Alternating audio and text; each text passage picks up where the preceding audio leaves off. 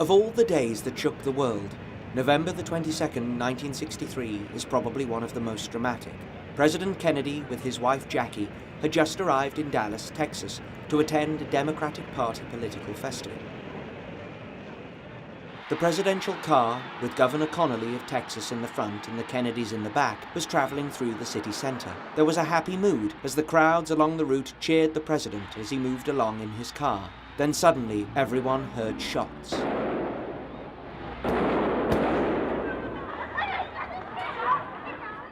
The shots seemed to have come from the Texas school book depot. The president and Governor Connolly had both been hit.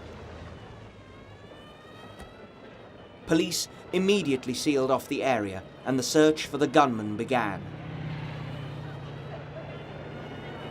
Meanwhile, the president's car had been driven straight to the hospital.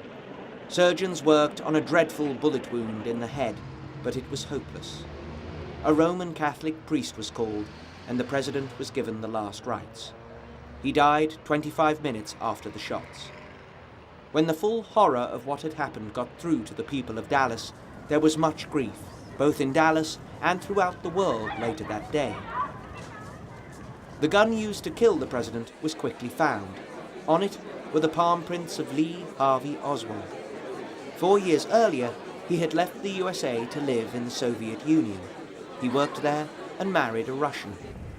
As the president's body was taken back to Washington, Vice President Lyndon Johnson took charge of the government.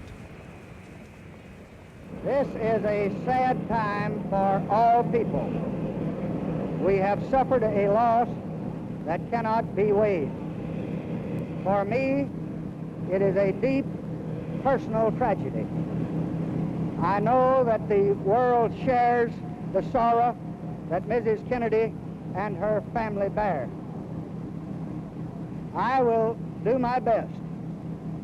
That is all I can do. I ask for your help and God.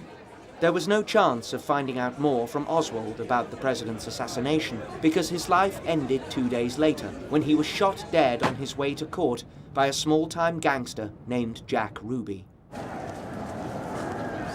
The Warren report into Kennedy's assassination has been challenged by historians and many others, but no one has yet found a definite reason for the tragedy that day in Dallas.